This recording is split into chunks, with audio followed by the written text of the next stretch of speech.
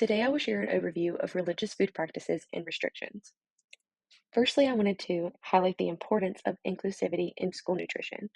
Respecting religious dietary restrictions is crucial for inclusivity and equity in school nutrition.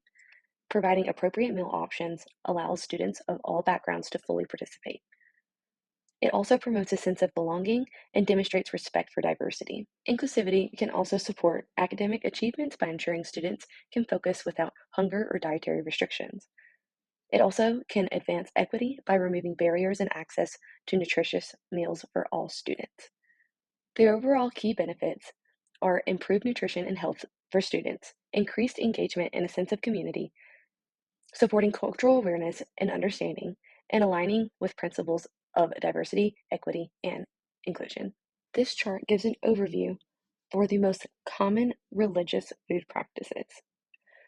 For Buddhists and Hindus, most are vegetarian and some are vegan. They may avoid meat, poultry, fish, eggs, and dairy.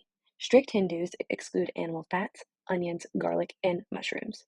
Someone of the Jewish faith will eat kosher beef, lamb, poultry, fish with fins/scales. They will avoid pork, shellfish, mixing meat and dairy, and it is important to check for kosher certification on processed foods. Someone of the Islamic faith will only eat halal beef, lamb, poultry, fish with fins/scales. They will avoid pork products and also will need to check for halal certification on processed foods. Someone of the Sikh faith may avoid meat, poultry, fish, eggs, and dairy. Many of them are vegetarian or vegan. Someone of the Rastafarian faith may also be vegetarian or vegan. They prefer pure, natural, organic foods and may avoid processed foods, coffee, and tea.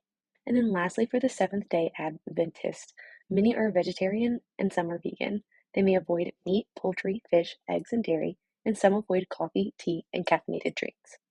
Next, I wanted to look at the legal framework and policies on religious food practices. Colorado law requires schools to make reasonable accommodations for students with religious practices unless it creates an undue hardship. Students can be excused from class to fulfill religious obligations like prayer or fasting as long as it's not disruptive. Schools cannot discriminate against students based on their religion or creed, which includes harassment based on religious identity. However, schools are not required to provide accommodations for religious dietary restrictions in school provided lunches. Here are a few tips on becoming culturally aware and inclusive in terms of school nutrition. Depending on your school's population, it could be beneficial to conduct a survey on students/parents or guardians to understand religious dietary needs. You also could provide nutritious, plainly prepared options suitable for most diets. This could include plain vegetables, fruits, grains, plant-based proteins. You also could offer vegetarian/vegan, kosher, halal menu options when it is feasible. It also could be valuable to clearly label menu items with dietary icons and descriptions.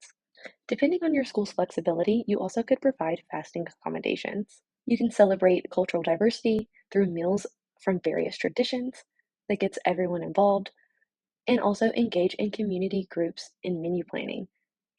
This also can provide professional development on religious dietary practices for school staff. Next, I wanted to look at a hypothetical case study and best practices for implementing religious food practices in a school.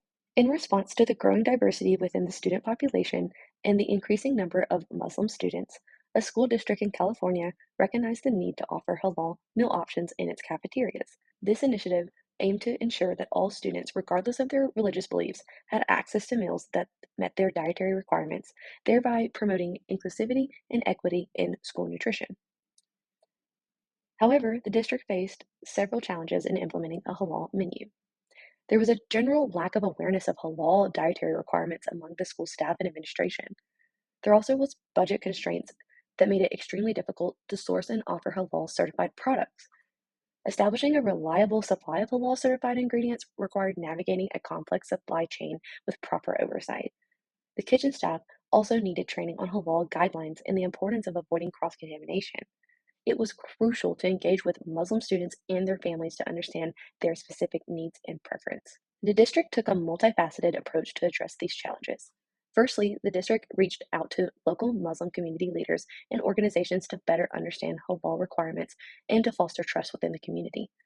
The kitchen staff underwent training on halal food preparation and handling. They were actually able to source a Muslim chef to come in and do this training. There was a collaborative effort between the chef and the school's nutrition team that led to the development of a cultural, relevant, and halal compliant menu. The district partnered with certified halal food suppliers to ensure the authenticity and quality of the ingredients.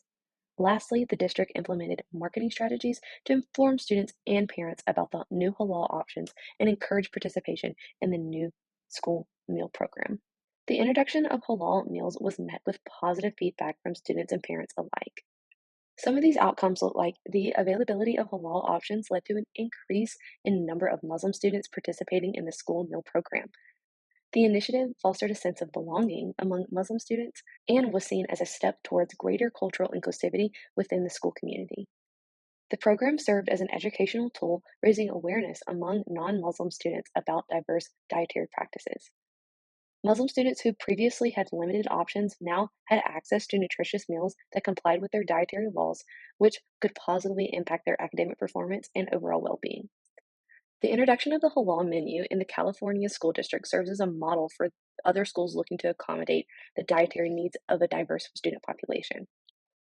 By addressing the challenges with a comprehensive and inclusive approach, the district not only met nutritional needs of its Muslim students, but also enriched the educational experience of the entire student body.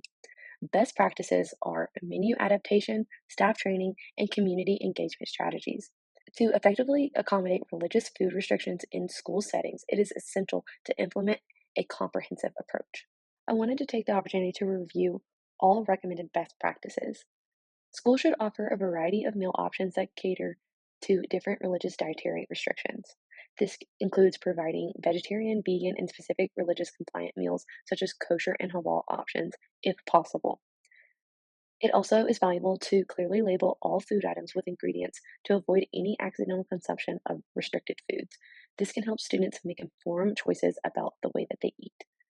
It is also important to recognize and plan for religious fasting periods and festivals by adjusting the school's menu accordingly to accommodate students observing these practices, if possible. Training the school's nutrition staff on various religious dietary laws and the importance of strict adherence to these guidelines to respect students' religious practices is imperative. It is important to educate staff on cross contamination and the importance of using separate utensils in preparation areas for different types of dietary restrictions. Lastly, it is important to provide regular training updates and workshops to keep the staff informed about any changes in dietary guidelines and to refresh their knowledge on managing religious dietary restrictions. Lastly, engaging with parents and students to gather specific information about dietary needs and preferences is essential. This can be done through surveys, meetings, or suggestion boxes.